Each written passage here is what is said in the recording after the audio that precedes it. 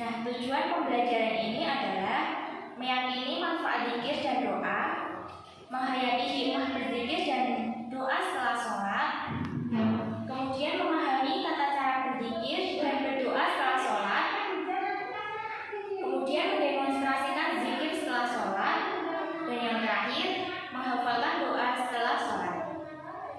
Sebelum kita belajar, kita berdoa dulu ya. Bismillahirrahmanirrahim. Raditu billahi robban wa bil islami dinan wa bi Muhammadin nabiyyan wa rasulan. Rabbi zidni ilman warzuqni fahman. Amin. Oke, kita mulai ya. Zikir dan doa.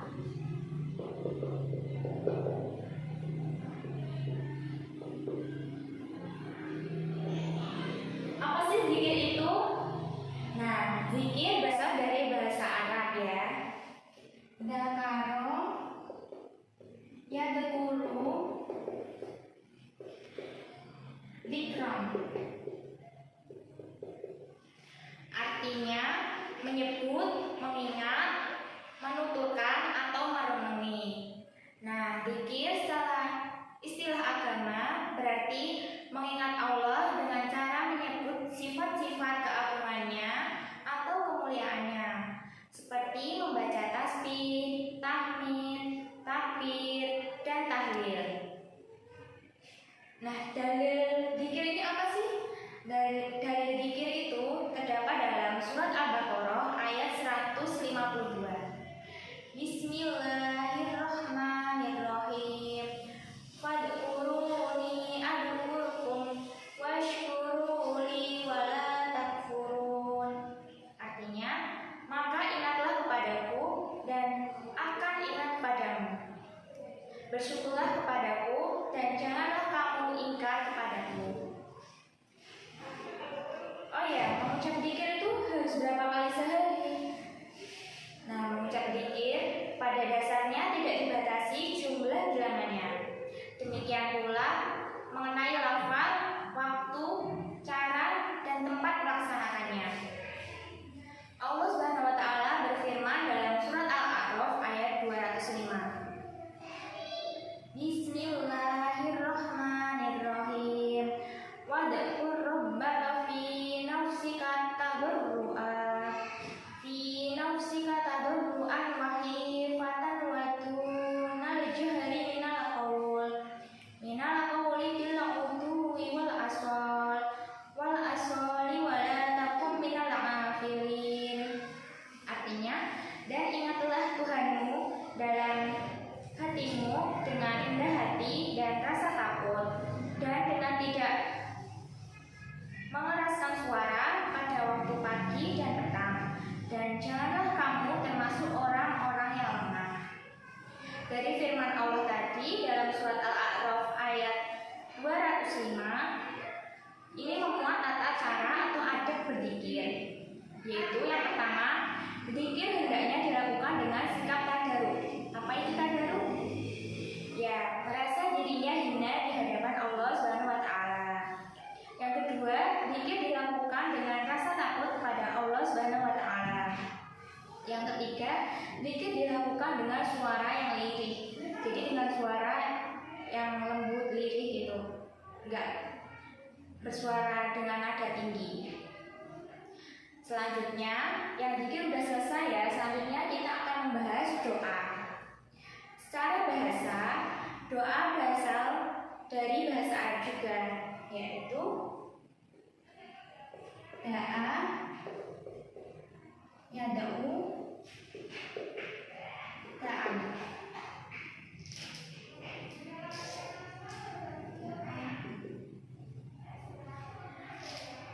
Doa dalam bahasa Arab berasal dari kata da'a, yada'u, da'an, yang berarti panggilan atau seruan. Secara syar'i, doa berarti sesuatu permohonan kepada Allah Subhanahu wa taala yang disampaikan oleh hambanya sebagai makhluk, baik untuk kepentingan hidup di dunia maupun di akhirat kelak.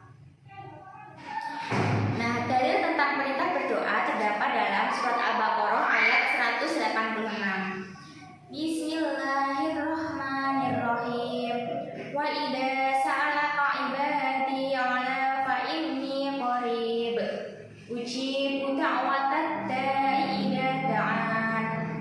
Falyastajibu li wal yu'minu bi la'allahum yarshudun.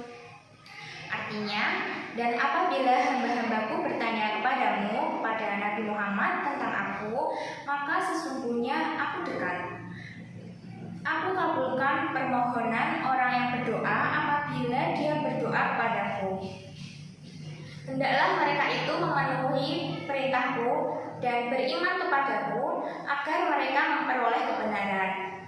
Dari firman Allah ini dapat diperoleh pelajaran. Yang pertama, Allah SWT akan mengabulkan permohonan manusia yang memohon kepadanya.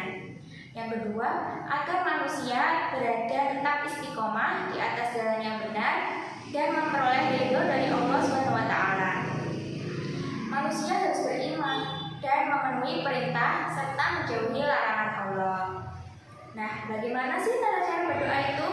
Bagaimana tata cara berzikir? Selanjutnya kita akan membahas tata cara berzikir. Tata cara berzikir ini ada 3 ya. Yang pertama, zikir dengan hati.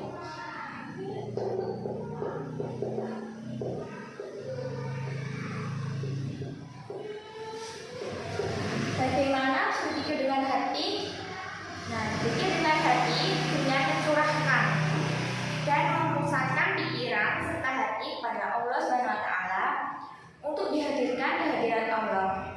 Karena memperhatikan kebesaran dan kekuasaan ciptaan Allah SWT. Dengan zikir seperti ini dapat menambah keimanan seseorang kepada Allah SWT. Yang kedua, zikir dengan ucapan atau lisan.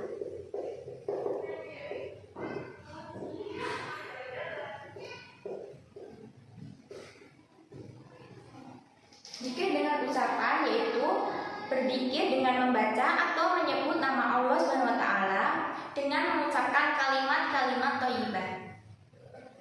Kalimat thayyibah diantaranya yaitu ucapan basmalah, Bismillahirrahmanirrahim.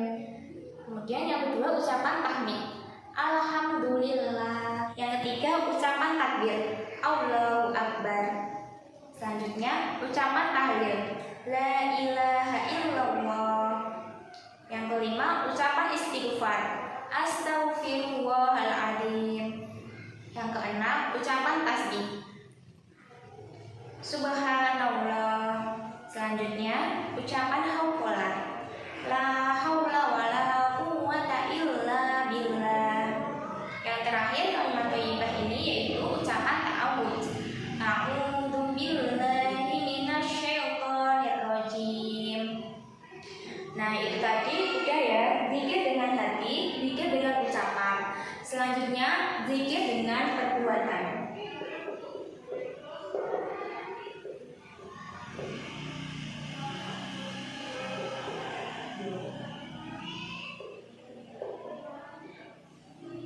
Nah, zikir dengan perbuatan berarti dengan cara menjalankan segala yang diperintahkan dengan Allah dan menjauhi segala larangannya. Contoh zikir dengan perbuatan ini misalnya menuntut ilmu, menolong orang lain, silaturahmi, sholat, dan amalan-amalan lainnya. Selanjutnya, bagaimana sih tata cara berdoa? Nah, tata cara berdoa ini yang pertama menghadap ke arah kiblat. Yang kedua, berdoa dengan suara yang lembut dan penuh harap. Yang ketiga, memohon dengan khusyuk, tawadhu, dan rendah hati. Selanjutnya, mengucapkan istighfar 3 kali, mengucapkan puji-pujian kepada Allah dan sholawat kepada Nabi Muhammad SAW. Kemudian, mengulangi doanya sampai 3 kali. Selanjutnya, mengangkat kedua telapak tangan pada waktu berdoa dan mengusapkannya pada wajah setelah selesai berdoa. Jadi mengangkat kedua tangan seperti ini, kemudian mengusapkan ke wajahnya setelah selesai berdoa. Selanjutnya, menutup doa dengan membaca sholawat dan hamdalah. Waktu yang makbul untuk berdoa, yang pertama tengah malam atau sepertiga malam, kemudian sesudah sholat atau pada hari Jumat, selanjutnya antara azan dan iqomah, dan di saat puasa. Oh iya, saya sudah berzikir, saya sudah berdoa, tapi kenapa doanya belum terkabulkan? Nah, sebab-sebab doanya belum atau tidak terkabulkan yaitu ada 3. Yang pertama, boleh jadi ditunda untuk waktu lain. Jadi nggak harus hari ini, mungkin besok atau besoknya lagi gitu. Yang kedua, boleh jadi ditangguhkan di akhirat atau dikabulkan dalam bentuk yang lain. Yang ketiga, boleh jadi tidak baik atau jika dikabulkan bagi pemohon itu sendiri. Itu saja yang dapat saya sampaikan. Kurang lebihnya mohon maaf. Wassalamualaikum warahmatullahi wabarakatuh.